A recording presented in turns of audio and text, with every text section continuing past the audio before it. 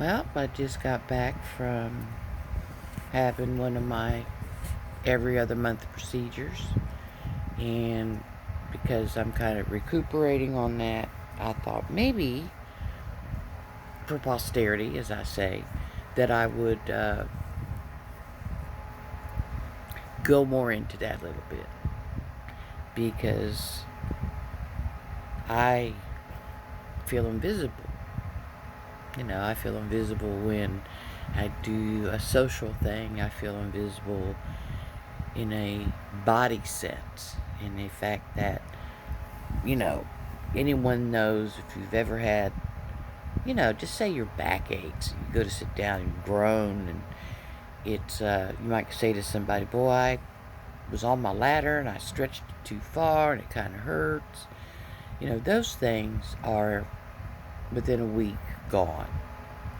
But when you have some things that are nonstop all the time, that, you know, as you get older, your body is going to, no matter what, deteriorate some. If you played sports, maybe you've had injuries. If you've had, I don't know, use your imagination. And for me, it was always, you know, my back. And that came from my first childbirth. And, that happens. And I dealt with it for many years, many years. So, in the course of the last, I'd say 5 to 8, maybe, it has been progressing. And I've dealt with that. Even a pinched nerve. If you've ever had a pinched nerve, punk. And I've had fibromyalgia for quite some time. In fact, I had fibromyalgia before it was called that. And when I would go to a doctor, describe my symptoms of just being touched, it hurt, um, the achiness all the time, after a while, chronic fatigue, it just gets to be, and if you add that uh, already stimuli of having mental illness, something you already battle, something that's already been there, um, it builds. It builds. I was also in the line of work. I was in a line of work that required major um, psychological. I didn't have a job that I went 9 to 5, not even 9 to 9. Because there was times where I did work late. I did do overtime, whatever, or I worked nights, or I've worked in the prison system. I've worked every facet of the criminal justice system. I started off with minors, and the referrals came from judges. And I would not only do assessments, by the way, I went back to college at 32. I had already had credits from where I came from. And at that time, when I first got out of college, when I first got out of high school in 1975, my education was paid for through Social Security. My mother passed away years before that. So my dad had also, while I received checks as a minor, put it all in the bank. So I had a cash flow that didn't last as long as you would think. I went on a trip to Kentucky to see my in-law, my people, and spent time with my great grandma, that kind of thing. Stayed with her.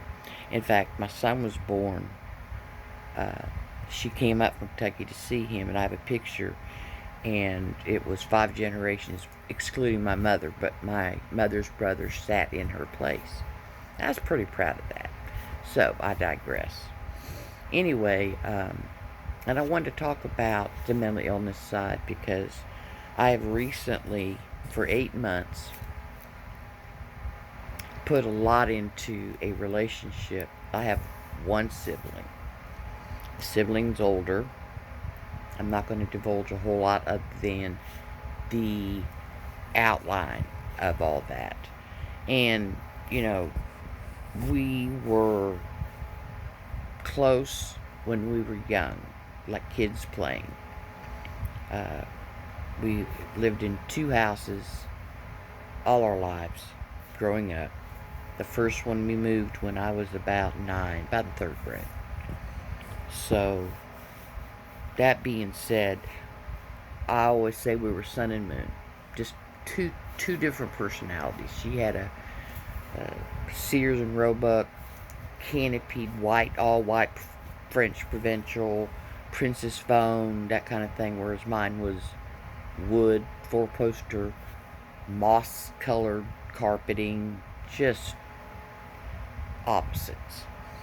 And I never put nothing in mind because we still participated when we got married. You know, she was my matron of honor.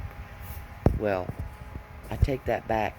See, I can't remember her at my first wedding because we got married in my first husband's mother's home. Even made my own dress. And I've just been through things that today when I see $100,000 being spent on a wedding, I just, insanity. I can't. I'm real funny about money. I'm a Virgo. That might be a Virgo thing. Because, I don't know though. I'm bouncing around today because I'm hurt. And I'm hurt because of not only the procedure I had done and trying to make calls to this sibling just to hear the voice, just to have some reassurance because I have started to lean on that person. I had started putting my guard down. You know, over the last 8 months, I have worked progressively, even though each month I keep mentioning you're not really doing anything. You know, you're stepping baby steps, but all these suggestions in order for us to get healthy aren't happening. And I just would make a goal and not say never mind, or I started putting myself aside more and more and more. And this particular one, because this isn't the first episode, this is the 3rd episode, and I just thought to myself, I get held hostage real quick. You know, I'm a really open-minded person. I've also learned to harness my anger because I used to have rage and not anger for a long time. And when I say harness, I know how to release it more healthy. And yesterday, I wasn't so healthy. I wanted to say human. I want to say I was more like, hey, what's up? What's your problem? You know, I am a confrontational person. It's just a natural part of who I became in my 30s and 40s, especially with the type of work I did and the population I dealt with and that directness. You can't play around with that. I mean, it's just, there's no way. And I wish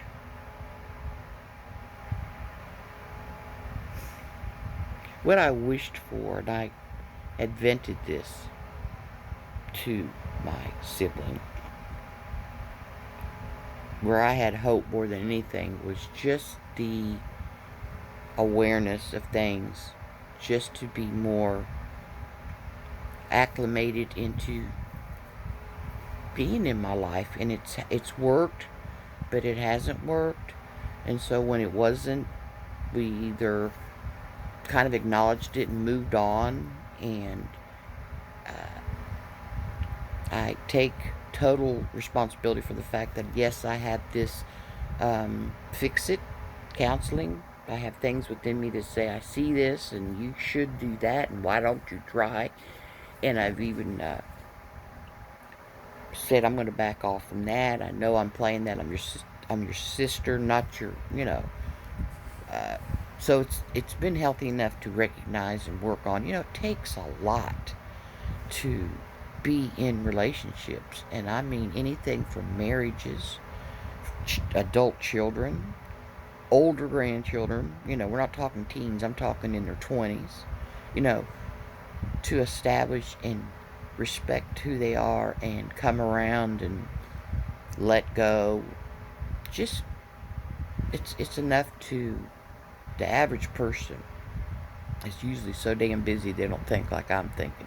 And I'm not that busy. I'm fixing to be, because I am exhausted with this overthinking. You know, I've had some yard work. I had hired someone, and they've cut down some palms. The ice storm that I had here was destructive. I had lost a lot of plants that I've had for a long time. So I'm getting outside. Nature and me have always been. Books and me have always been. And that's the difference between me and my sibling, is it's just the opposite. And I'm not going to keep catering, to uh, that other need, because it's not benefiting me. It's not benefiting me. It has good days and bad days like anything, and I can deal with that. What I can't deal with is that immaturity. I can't deal with when you say things in front of your grandchild to involve that. That's something that's totally unacceptable for me. And so that's when I get, ugh. And I just commented, why would you have this child call me? Why? And say you need to relax. And you're with them in the car because it was 6 o'clock, and you know what I'm talking about, because I guarantee there will be a day not too far in the future where that person's going to listen to what I'm saying and get totally pissed all over again. Whatever. I have a character I've worked on. I have values. I'm not a snob at all. You can look at me. You can look at me and see that I'm just a regular person. I have my own shit. And I have a lot. But I don't dwell to the point where if I'm talking to you, sometimes it's a motivational thing we were doing in the mornings and sharing some things and not, I really thought we were headed in a better direction than we are. And I would say I didn't see it coming, but it's been coming. And there's something specific that was drawing this, and I don't feel right in saying that. Me talking about another adult one-on-one is one thing, but to speak of too much on the outside of that, that's not for me to do. So all I can say is that it was a life-changing thing going to happen, and that my helping to prepare for this event that was going to happen in their life. Therapy. You've got the best insurance in the world. You've got the money. There's nothing other than you holding you back. And mental illness is something that has traveled generations. On my mother's side, sprinkling on my dad's, but, my blessed, beautiful, poor mother was in and out of institutions as I grew up. And I've had to work through a lot in reference to feeling less than, or in a corner, or not really being heard, or that silent, invisible person that I was just talking about. And the thing is, I deserve more. I deserve at least attempts. Like I said, even a text, something.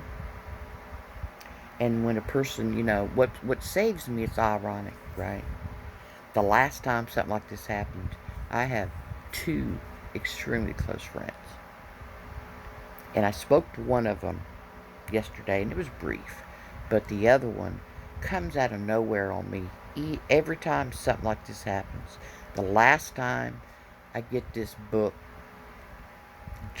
journal, handmade journal, about that thick with these beautiful papers. I'll pull it down sometime or another. Show you just how stuff I have. But this was a day that I really needed reassurance that I am beloved, that I am who I am. You would have fun with me. I'm a good person. In fact, I'm adorable and hilarious. That's what I say all the time. Well, this same one, who's absolutely my sister in heart, has been there for me. You know how you can go 6 months not talking. Well, we don't go that long, but we're going to pick right back up where we left. Called me to see how I was before I went for that procedure. And I didn't know that she remembered. And I had to express to her because I can't get down to my feelings. I'm just numb. I'm just tired. I'm done. You know, I have a great uncle that pretty much ripped my insides out and hung them out to dry about 3 years ago. And about 3 years before that, I had a major marital situation that is difficult.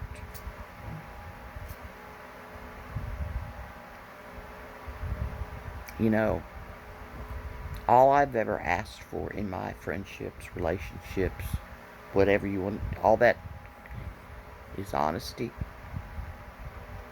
loyalty, love.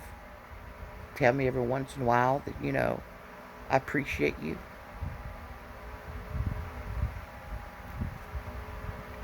Call me out of the blue just because you're thinking about me. Because, see, I do that. And I send little letters just to lift a person. You know, and I know what I'm doing is taking who I am and having expectations. And there's a saying, if your acceptance is higher than you're willing to your expectations, or is it the opposite? It's the opposite. If your expectations, see, I still got meds in me. They goofed me up. If your expectations are larger than what you're willing to accept, because I expect certain things. Anyway, I thought it was going to be wise and wonderful. That didn't quite turn out. So, I feel better talking. I may or may not put this up, I don't know, but I can say this, in all honesty, that for me, life is about moments. Some of them are not worth anything much. Other ones are extraordinary and they never leave your mind. Some you wish you could get back. Moments are fleeting. You know, I was not in a good place when my mother died. And her and I had not had the relationship that I really, as a kid, wanted. So maybe I used to think I had overcompensated some with mine. And we've talked about all this. But on the other side of that, I wanted to give my sibling a break and say, hey, due to that foundation we started with doesn't mean that has to be that way. And I feel that I'm expecting too much. I have been expecting way too much. And for that, I'm really sorry. But I won't accept doing nothing at all or doing a bare minimum. Because when anybody makes an attempt or I see something different, or even if I try to look and find something, I'm going to tell you how proud I am. I'm going to tell you I see you. That's good. It must be hard. And I'm sorry if things aren't the way they should be. But I'm not going to let you dwell. I'm not going to let you stay in that place for too long, because if you do, I'll dive right in with you. And I can't afford that. I'm on my own therapeutic journey. I already have a darkness that rarely can anyone understand, and it's even caused a separation in some family members. You know, that judgmental thing, because they don't know nothing about it. And I have to be able to accept that, because they're not willing to see mental illness, even though it's been around them all their lives. Anyway, I'm not a victim. And when I get off here, I'm going to do what I do, is in get away from that crap. I'm going to draw. I'm going to read. Probably take a nap. But I know that this weekend I'm buying a ton of flowers and plants to replace what that ice storm took. I'm going, it's a new beginning. It's springtime. And for anyone, whether you listen or not, know that you're loved. Know that you are worthy, that you're beautiful, that you have so much to give. Just waking up, maybe raising your hands and saying, thank you for that. Thank you for letting my feet hit the floor. Thank you for letting that water hit my hands. Is it hot or cold water? Are you able to drink it? Is there food in your house? Because I've lived where those things I didn't take for granted. Hitting the light switch and it comes on. That ice storm, I was talking to the nurse today, and I told her, I know how to hunker down. I know how to survive. So there are some things that devastate people that I'll be all right. So know that you'll be all right, no matter what it is. This too shall pass. With that, I'm getting off here. So I got to do something with this, okay? Peace.